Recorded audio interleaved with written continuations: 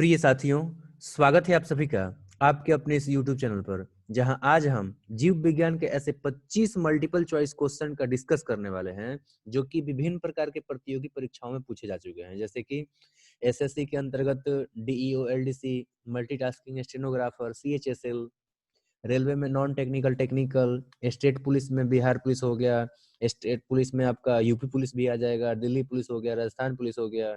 इसके अतिरिक्त सी set, BPSC, Bihar SSC, सी set, इसके अलावा सी टेट, एस टेट जैसे विभिन्न प्रकार के प्रतियोगी परीक्षाओं में पूछे हुए हम जीव विज्ञान के ऐसे 25 मल्टीपल चॉइस क्वेश्चन का डिस्कस करने वाले हैं, जो कि काफी महत्वपूर्ण है आपका जानना। तो चलिए देख लेते हैं इस कड़ी में पहला क्वेश्चन, जो कि है विलियम हार्वे किसके खोज के लिए प्रसिद्ध हैं। तो देखो, विलियम हार्वे जो है वो रक्त परिसंचरण यानी कि ब्लड सर्कुलेशन का जो है डिस्कवरी किए हुए थे। तो इसका करेक्ट आंसर जो है ऑप्शन नंबर सी हो जाएगा। नेक्स्ट क्वेश्चन है एंटीजन है। एंटीजन क्या है आपको बताना है। ऑप्शन ए है एंटीबॉडी के विपरीत है, ऑप्शन बी है एंटीबॉडी का अवशेष है, और ऑप्शन सी है एंटीबॉडी के निर्माण हेतु उत्प्रेरक है, और ऑप्शन डी है एंटीबॉडी का फल है, मतलब नतीजा है, रिजल्ट है। तो देखो, ये जो एंटीजन होते हैं ये एक प्रकार के प्रोटीन होते हैं जो कि आपका एंटीबॉडी के निर्माण के लिए कैटलिस्ट के रूप में काम करते हैं, उत्प्रेरक के रूप में काम करते हैं, यानी कि एंटीबॉडी को जो है बनवाते हैं। तो इसका option number C correct answer है। फिर देखते हैं अगला क्वेश्चन, जो कि है कौन सा अंग रोगाणुओं का विनाश करता है तथा शरीर का पुलिस रक्षक कहलाता है। तो इसका करेक्ट आंसर हो जाएगा आपका यकृत यानी कि लीवर। लीवर जो होता है वो रोगाणुओं को खत्म करता है, जो भी टॉक्सिन्स होते हैं उनको भी खत्म करने का काम करता है, ये भी आप ध्यान रखेंगे। तो इसका correct answer option number C हो सॉरी ऑप्शन नंबर बी हो जाएगा, यकृत यानी कि लीवर, जो कि रोगाणुओं को खत्म करता है, उनका विनाश करता है, और हमारे बॉडी का वो पुलिस होता है, यानी कि हमारा रक्षा करता है। तो इसका correct answer option number B. अगला क्वेश्चन है मनुष्य में मादा अस्पष्ट युग्मनज का संगठन होता है। तो मादा को स्पष्ट करने वाला युग्मनज का जो संगठन होता है वो होता है 44, मतलब 44 प्लस एक्स एक्स। आपको तो पता है कि हमारे बॉडी में जो है 46 क्रोमोजोम होते हैं। 46 क्रोमोजोम जो होते हैं उसमें 44 तो आपके जो है ऑटोजोम यानी कि एक्स एक्स हो जाते हैं। ठीक है। अब जो आपका दो ठो जो लास्ट क्रोमोजोम रहते हैं, अगर वो आपका जो है एक्स और एक्स हो जाएंगे तो इस कंडीशन में जो है आपका बनता है मादा। मतलब ये जो कंडीशन है ये मादा के केस में होता है। इसी तरीके से अगर यहाँ पे रहता है 44 और प्लस में आपका जो है एक्स रहता है और एक वाई हो जाता है, तो ऐसे केस में जो है आपका हो जाता है वो बॉयज। तो ये आपको ध्यान रखना है। तो ये आपका बॉयज का हो गया। चलिए अब ये भी जान लेते हैं कि बाकी दो जो ऑप्शन है ये क्या हो जाता है। देखो, ये जो आपका 22 प्लस एक वाई है, तो ये हो जाता है आपका एस्पर्म। ये आपका एस्पर्म में ही पॉसिबल है सिर्फ और सिर्फ। इसके अलावा मतलब स्पर्म कहने का मतलब इसको जो हम शुक्राणु कहते हैं, हिंदी में जो है इसको हम लोग शुक्राणु कहते हैं। और इसी तरीके से अगर बात करेंगे हम लोग तो शुक्राणु का दो मतलब रूप हो सकता है। ठीक है, एक्चुअली कैसे होता है तो देखो, ये जो आपका प्रजनन कोशिका होता है जब ये डिवाइड होता है तो दो ठो, जैसे यहाँ पे एक कोशिका हो गया, इसमें क्या है 46 क्रोमोजोम होता है। अब ये 46 क्रोमोजोम जो है डिवाइड मतलब ये सेल डिवाइड होकर के दो ठो जो है आपके युग्मनज बनाते हैं। युग्मनज कहने का मतलब युग्मक बनाते हैं, सॉरी, दो ठो नर युग्मक यानी कि 200 शुक्राणु बनाते हैं। पहला शुक्राणु हो गया और दूसरा शुक्राणु हो गया। अब इसमें जो है 23 क्रोमोजोम आएंगे और यहाँ पर भी 23 क्रोमोजोम आएंगे।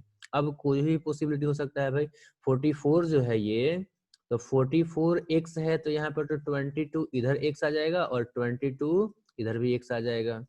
अब लास्ट वाला जो है उसमें क्या होता है, एक एक्स होता है और एक वाई होता है। तो यहाँ पर जो स्पर्म नंबर 1 है इसमें क्या होगा कि एक वाई आ जाएगा, और बाकी दूसरा क्या, जब वाई इधर चला गया है तो एक्स ही बचा हुआ है, तो यहाँ पर जो है एक एक्स आ जाएगा। तो इस तरीके से जो है बॉयज में यानी कि जो स्पर्म जो होते हैं स्पर्म 1 एंड 2, तो एक में आपका 22 एक्स रहेगा और एक वाई रहेगा, और एक में क्या होगा कि 23 का 23 जो है एक्स हो जाएगा। तो ये दोनों ही जो केस है ए और बी, ये दोनों स्पर्म में जो है हो सकते हैं। दूसरा देख लेते हैं हम लोग कि ये जो 22 प्लस एक्स है ये और भी हो सकता है क्या चीज, तो ये ओभम में भी हो सकता है। ओभम में सिर्फ और सिर्फ 23 के 23 क्या होते हैं, एक्स होते हैं, यानी कि 22 ठोक तो एक्स होता ही है और 23वां भी एक्स ही होता है। तो ये आप लोगों को ध्यान रखना है कि मादा अस्पष्ट युग्मनज का जो संगठन होता है वो 44 प्लस एक्स एक्स होता है। और अगर यहीं पे क्वेश्चन रहता है कि पुरुष अस्पष्ट युग्मनज का संगठन क्या होगा, तो हम लोग ऑप्शन नंबर डी कर देते 44 प्लस एक्स वाई। और अगर पूछता है कि स्पर्म का संगठन क्या हो सकता है, तो उसमें हम लोग जो है ए और बी दोनों में से कोई भी आंसर हो सकता था, लेकिन अगर ओभम का बात करेंगे तो सिर्फ ऑप्शन नंबर ए हो जाएगा। तो ये चारों ऑप्शन से क्वेश्चन जो है आ सकते हैं, आपको ध्यान रखना है। चलिए आगे देखते हैं टर्नर सिंड्रोम क्या होता है। तो देखो टर्नर सिंड्रोम जो होता है उसमें क्या होता है कि उसमें जो है आपका देखो 45 होते हैं टोटल क्रोमोसोम, ठीक है।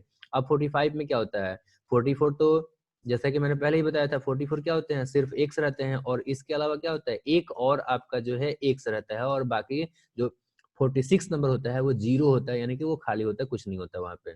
तो 40 मतलब 44 हो गया और प्लस एक एक्स हो गया, बाकी तो यहाँ पे 45 हो गया, और 46वां की जगह पर जो है आपका जीरो होगा। तो ऐसे केस में जो है हम लोग इसको बोलते हैं हम लोग टर्नर सिंड्रोम। तो ऑप्शन नंबर इसका ए सही है। एक और होता है ऐसे ऐसे केस में क्या होता है, ऐसे केस में क्या होता है ना कि शरीर का विकास जो है सही से नहीं होता है, इसमें स्तन ग्रंथि मतलब जो मेमोरी ग्लैंड होता है वो आपका डेवलप नहीं हो पाता, उसका अभाव होता है, और इसके साथ साथ जो है आवाज मोटा होगा, जनन का क्षमता इसमें नहीं पाया जाता है। तो ये लोग जो है ट्रांसजेंडर में आ जाते हैं, ठीक है, तो ये ध्यान रखना है। एक और होता है आपका जो है किनफिल्टर सिंड्रोम। तो किनफिल्टर सिंड्रोम में क्या होता है ना, यहाँ पे जैसे कि 46 से एक घट गया है ना क्रोमोसोम का संख्या, तो वहां पर क्या होता है कि एक क्रोमोसोम का संख्या बढ़ जाता है, यानी कि यहाँ पर जो है आपका 47 हो जाता है। अब कैसे होता है देखो, इसमें क्या होता है 44 तो 44 रहेगा ही ऑटोजोम। अब बाकी जो आपका एक पेयर जो होता है ना, वहां पे क्या होता है कि डबल एक्स और वाई हो जाता है। अब डबल एक्स जब वाई हो गया तो ये ऐसे केस में क्या होगा, ये फिर से जो है आपका एक सिंड्रोम हो गया, यानी कि यहाँ पर भी क्या होगा कि पूरी तरह से जो है डेवलपमेंट नहीं होगा। यहाँ पे स्तन का तो विकास होता है, लेकिन आवाज जो होता है देखो, ये जो होते हैं ना, ये देखो जो 45 वाला था इसमें क्या होता है कि ये जो है आपके लेडीज तो होते हैं बट इसमें फीमेल होते हैं, बट इसमें क्या होता है ना कि वो मेमोरी ग्लैंड डेवलप नहीं होता है और जनन का क्षमता भी डेवलप नहीं होता है। लेकिन देखो ये जो 47 वाला है ये आपका फीमेल ना होकर ये मेल होते हैं, लेकिन इनका आवाज जो है फीमेल जैसा पतला होता है, और साथ साथ जो है ये स्तन का इनमें विकास भी हो जाता है और इनमें भी जनन का क्षमता नहीं पाया जाता। दोनों ही आपके ट्रांसजेंडर है। अंतर यही है कि 45 वाला फीमेल था, लेकिन मेमोरी ग्लैंड नहीं होने की वजह से इनका जो चेस्ट होगा वो आपका मेल की तरह हो जाएगा, ठीक है। और जस्ट इसका अपोजिट हो जाएगा ये 47, यानी कि जो है इसको बोलते हैं हम लोग किनफिल्टर सिंड्रोम। उम्मीद करता हूँ कि ये बातें आपको समझ में आ गया है। टर्नर सिंड्रोम मतलब 45 क्रोमोजोम, और किनफिल्टर सिंड्रोम यानी कि 47 क्रोमोजोम। और टर्नर सिंड्रोम का मतलब ये हुआ कि वो फीमेल होते हैं लेकिन उनमें स्तन जो है आपका नहीं होता है, ठीक है, और जनन का क्षमता भी नहीं होता है, और आवाज जो होता है वो मोटा आवाज होता है जेंट्स की तरह, ठीक है। और यहाँ पे जो है 47 यानी कि ये मेल तो है लेकिन आवाज जो है पतला होगा, इनमें स्तन भी होगा, और इन सब के अलावा अगर बात करेंगे तो इनमें जनन का क्षमता जो है आपका नहीं होगा। तो उम्मीद कर रहा हूँ ये बातें समझ में आ रही है। चलिए आगे देखते हैं हम लोग। अगला क्वेश्चन है हीमोफीलिया। तो हीमोफीलिया जो है वो एक रोग है, तो कैसा रोग है, तो ये देखो ये जो हीमोफीलिया होता है ये अनुवांशिकी तथा ये जो है सब सॉरी लिंग संलग्न है, यानी कि जो है ये जो है आपका जेंडर से संबंधित एक रोग है, और ये अनुवांशिक होता है, यानी कि जो है एक जनरेशन से दूसरे जनरेशन में जो है आपका ये ट्रांसफर होता है। कैल्शियम की कमी से आपको पता ही है कि बोन से संबंधित बीमारी होंगे, जैसे कि जो है आपका जोड़ों में दर्द रहेगा, ठीक है, हड्डियां कमजोर होंगी, ये सब चीजें होंगी। रुधिर की कमी से क्या होता है, तो रुधिर की कमी से जो है एनीमिया रोग होता है, रक्त अल्पता उसको बोलते हैं। तो ये आपको ध्यान रखना है कि हीमोफीलिया जो है वो एक अनुवांशिक तथा लिंग संलग्न रोग है। चलिए अब अगला क्वेश्चन देखते हैं, और अगला क्वेश्चन है कि पिता का ब्लड ग्रुप ए है और माता का ब्लड ग्रुप बी है, तो इनकी संतानों में कौन सा ब्लड ग्रुप जो है संभव हो सकता है। तो देखो अब यहाँ पे हो गया ये फादर, ठीक है, और ये है मदर। अब फादर का ब्लड ग्रुप क्या है, तो फादर का ब्लड ग्रुप जो है आपका ए है। अब ए है तो इनके जो है अलील क्या हो सकते हैं, या तो ए ए हो जाएगा, मतलब ए आई ए हो जाएगा, और नहीं तो आई ए हो जाएगा, ठीक है। आई ए हो सकता है, और दूसरा क्या हो सकता है यहाँ पे ए आई ओ हो सकता है। तो ये दो ठो अलील हो गए। यहाँ पर अब जो मदर हैं, इनका जो ब्लड ग्रुप है वो है आपका बी। जब ब्लड ग्रुप बी है तो इनमें क्या हो सकता है, ये हो सकता है कि आई बी इनका अलील हो जाए, और ये भी पॉसिबिलिटी है कि यहाँ पर जो है आपका आई बी हो और साथ ही साथ जो है आपका आई ओ हो। तो ऐसे केस में देखो यहाँ पे दो दो अलील बन रहे हैं ना, तो यहाँ पे क्या हो सकता है, ये हो सकता है कि दोनों में से एक में आ जाए आई, देखो यहाँ पे हो सकता है कि आई ए आ जाए फादर की तरफ से, और मदर की तरफ से आ जाए आई बी। तो इस केस में यहाँ पे देख सकते हो ब्लड ग्रुप क्या हो जा रहा है, ए बी हो जा रहा है। ठीक है, फिर देखते हैं दूसरा क्या हो सकता है। इधर से हो सकता है कि आई ए आए, और इधर से क्या हो कि आई ओ आ जाए। ठीक है, तो आई ए पहले आ गया है, और यहाँ पर जो है आई ओ आ गया है। तो ऐसे केस में यहाँ पे क्या बन रहा है, यहाँ पे ब्लड ग्रुप ए बन रहा है। तीसरा केस क्या हो सकता है वो भी देख लेते हैं। तीसरा केस हो गया, इधर से आया है आई ओ और इधर से आ गया है आई बी। तो यहाँ पर हो गया ये आपका आई बी और आई ओ। तो ऐसे केस में यहाँ पे ब्लड ग्रुप बन गया बी। तीसरा एक चौथा केस भी हो सकता है, क्या हो सकता है, तो यहाँ पे आई ओ आ गया।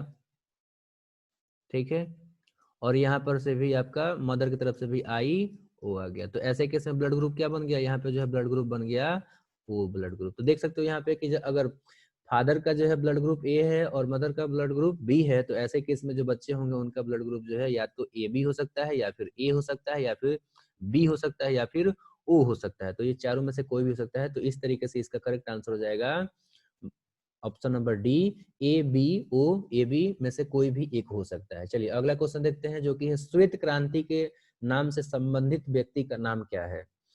तो इसमें जो है आपका करेक्ट आंसर देख लेते हैं। पहला ऑप्शन है के रंगराजन, ऑप्शन बी है वर्गीज कुरियन, और ऑप्शन सी है एम एस स्वामीनाथन, और ऑप्शन डी है जे वी नलिकर। तो इसका करेक्ट आंसर हो जाएगा आपका वर्गीज कुरियन, जो कि दूध के उत्पादन से संबंधित है आपका जो है श्वेत क्रांति। और श्वेत क्रांति को जो है स्टार्ट कराने का जो इंडिया में श्रेय जाता है वो जाता है डॉक्टर वर्गीज कुरियन को। अगला क्वेश्चन देखते हैं जो कि है, और एक और महत्वपूर्ण क्वेश्चन इसमें ध्यान रखेंगे कि एम एस स्वामीनाथन जो है वो हरित क्रांति से संबंधित है। चलिए अगला क्वेश्चन देख लेते हैं, जो कि है आर एच फैक्टर के खोजकर्ता कौन है। तो आर एच फैक्टर को जो है खोजा था लैंडस्टीनर और बीनर ने।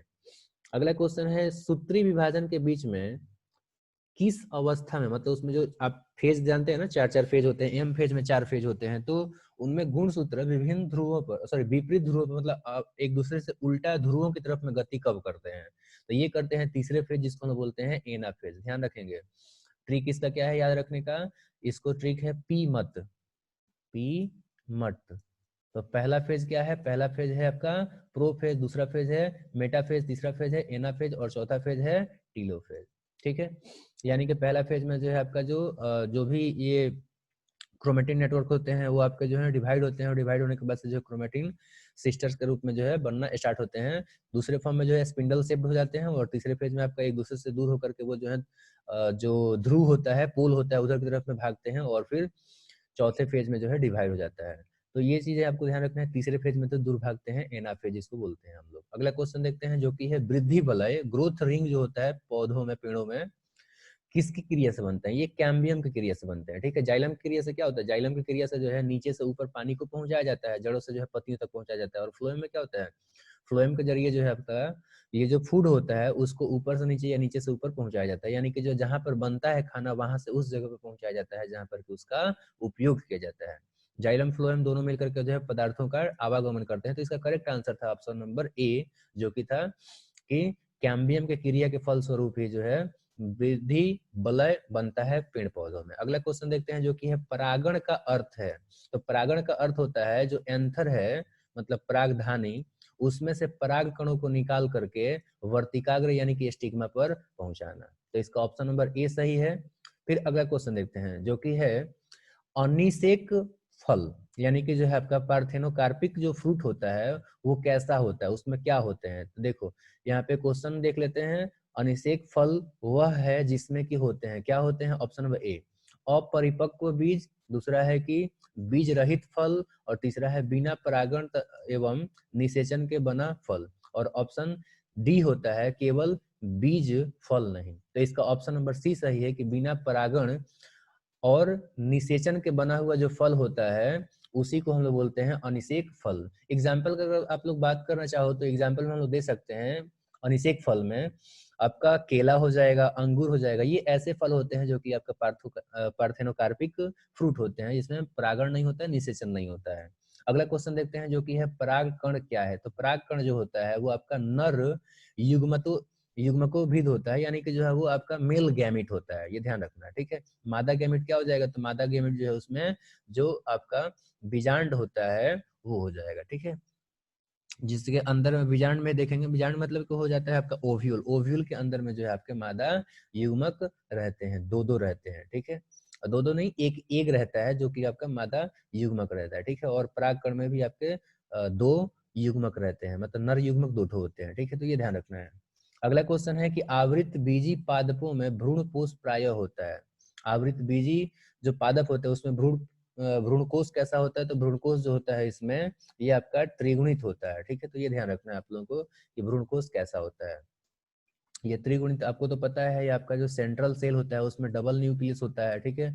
और डबल न्यूक्लियस हो गया और एक जो है आपका आ जाएगा मेल गैमेट में से, तो ट्रिपल हो जाएगा। अब ट्रिपल गैमेट आपके ट्रिपल न्यूक्लियस जब ये क्या बोलते हैं, फ्यूज कर रहे हैं, एक दूसरे से संलयित हो रहे हैं, मिक्स हो रहे हैं, तो आपका त्रिगुणित हो जाएगा, 3 गुना हो जाएगा ना, जो क्रोमोसोम का नंबर हो जाएगा, यानी कि ये ट्रिपल एन हो जाएगा, ठीक है। तो इसलिए इसका आंसर हो जाएगा त्रिगुणित, यानी कि जो है ट्रिप्लोइड, ठीक है। और इसी यहीं पे क्वेश्चन पूछता है कि जो आपका भ्रूण होता है वो कैसा होता है, तो भ्रूण हो जाता है आपका 2n। क्योंकि देखो इसमें क्या होता है, इसमें आपका जो है एक ओवम यानी कि जो अंडा होता है और एक आपका जो है स्पर्म यानी कि जो नर युग्मक होता है वो होता है। तो दोनों का जो है आपका नंबर ऑफ क्रोमोसोम मिला देंगे तो डबल हो जाएगा, इसलिए इसको 2n बोलेंगे। जबकि यहाँ पे क्या हो गया, एक आपका नर युग्मक है और दो ठो नर युग्मक का जो है आपका न्यूक्लियस हो गया और बाकी दो न्यूक्लियस सेंट्रल सेल का हो गया। तो इस तरीके से ट्रिपल न्यूक्लियस हो गया, इसलिए यहाँ पे हो जाएगा ट्रिपल एन, यानी कि जो है त्रिगुणित। तो करेक्ट आंसर था आपका ऑप्शन नंबर सी। नेक्स्ट देखेंगे हम लोग कि बीज किससे बनता है। तो बीज जो है अभी मैंने बताया था कि ओव्यूल से बनता है, यानी कि बीजांड से बनता है। अगला क्वेश्चन देखते हैं। अगला क्वेश्चन है कि एक ही पादप में एक पुष्प के पराग कणों का दूसरे पुष्प के वर्तिकाग्र पर जाना क्या कहलाता है। तो अगर पौधा एक ही रहता है, ठीक है, तो यहाँ पर जो है आपका ये ऐसा एक चीज और है, पौधा तो एक ही रह रहा है लेकिन पुष्प जो है बदल रहा है, तो ऐसे केस में जो इसको बोलते हैं हम लोग गिटेनोगेमी, ठीक है। तो ये आप लोगों को ध्यान रखना है। आप लोग जो है स्वपरागण और परपरागण तो पढ़े ना, देखो जब पौधा सेम रहता है तो इसको स्वपरागण कहते हैं, और जब पौधा चेंज हो जाएगा तो परपरागण कहेंगे। लेकिन अब देखो इसमें भी क्या होता है, एक ही पौधा है तो स्वपरागण तो है, लेकिन पौधा का एक ही फूल रहेगा तो फिर वो आपका जो है होमोगैमी हो जाएगा। लेकिन अगर फूल जो है बदल गया, एक फूल से दूसरे फूल, एक ही पौधा का, तो वहां पर जो हम लोग गिटेनोगैमी कहेंगे, ठीक है। चलो अगला देखते हैं। अगर वो आपका पौधा भी चेंज होता है तो हेट्रोगैमी हो जाता है, तो ये ध्यान रखना है। चलो अगला क्वेश्चन देखते हैं कि सुपारी यानी कि एरिका जो नट होता है इसका खाने का कौन सा भाग होता है। तो इसमें हम लोग जो है आंसर करेंगे कि देखो सुपारी जो होता है ना इसका हम लोग इंडोस्पर्म खाते हैं। अगला क्वेश्चन है कौन सा फल नट है। तो इसमें जो है आपका काजू जो होता है यानी कैस्यू नट जो होता है वो आपका जो है एक नट होता है, ट्रू नट है। बाकी सब जो है नाम में तो नट है, लेकिन ये जो है मतलब बोटेनिकली अगर बात करेंगे, मतलब बॉटनी के अनुसार बात करेंगे, बायोलॉजी के अनुसार बात करेंगे, तो ये आपका जो है नट नहीं है। अगला क्वेश्चन है नारियल का खाने योग्य भाग कौन सा होता है। तो नारियल का जो इंडोस्पर्म होता है उसी को हम लोग खाते हैं।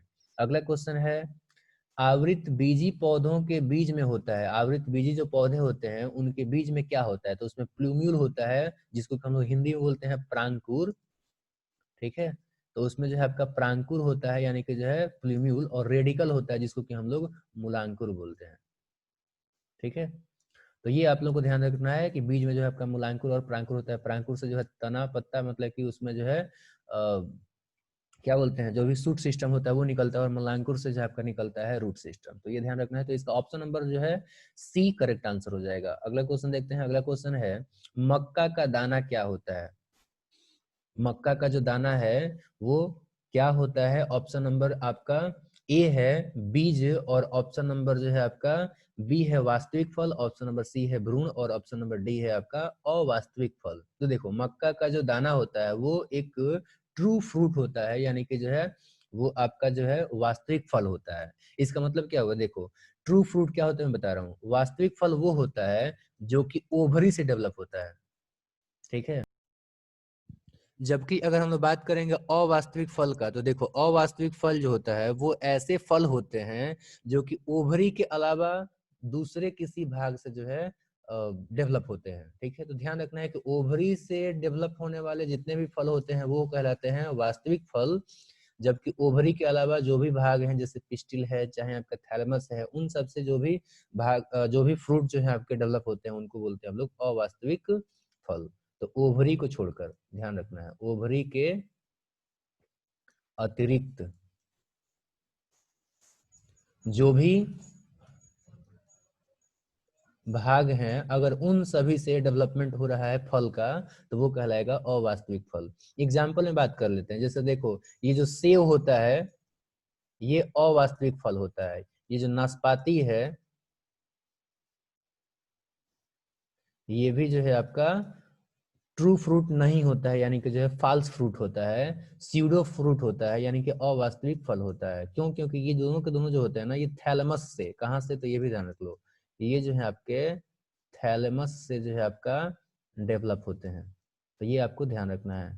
चलिए अगला क्वेश्चन देख लेते हैं जो कि है 73वां नंबर क्वेश्चन, यानी कि इस सीरीज का 23वां क्वेश्चन, जो कि है विकसित अंडाशय सॉरी एक सच्चा फल क्या होता है। विकसित अंडाशय होता है, विकसित बीजांड होता है, निषेचित एवं विकसित अंडाशय होता है, या फिर निषेचित एवं विकसित बीजांड होता है। तो देखो ये जो सच्चा फल होता है ये आपका निषेचित एवं विकसित अंडाशय होता है, ये आपको ध्यान रखना है। बीजांड जब बात करेंगे तो बीजांड जो आपका तो वो तो बीज हो जाता है ना, ये जो है आपका ये तो बीज बन जाता है। ध्यान ये रखना है कि हमेशा जो है अंडाशय ही आपका डेवलप करता है फल में, मतलब फ्रूट में। अब कौन सा अंडाशय करेगा जो कि आपका निषेचित होगा और बाद में डेवलप होगा फ्रूट में, तो इसका करेक्ट आंसर था ऑप्शन नंबर सी।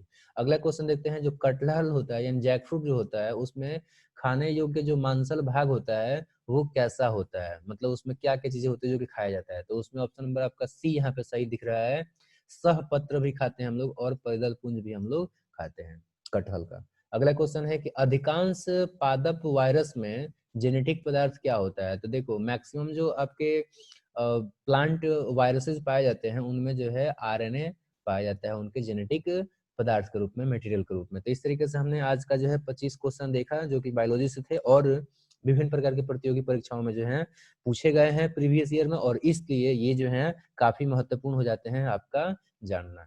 तो उम्मीद करता हूँ कि आपको अच्छे तरीके से मैं समझा पाया, आपका समय अच्छा से बीता और किसी प्रकार कोई बोरिंग फील नहीं हुआ, आपको आपने इंजॉय किया। अगर ऐसे ही आप चाहते हो कि 25-25 क्वेश्चन का मैं सेट लगभग सभी सब्जेक्टों से जो है लेके आऊं, तो आप जो है इन सभी वीडियोज़ को अपने सभी दोस्तों को भेजें जो कि पढ़ाई कर रहे हैं, जो कि कॉम्पिटिटिव एग्जाम का तैयारी कर रहे हैं। थैंक यू वेरी मच इस वीडियो को अंत तक देखने के लिए।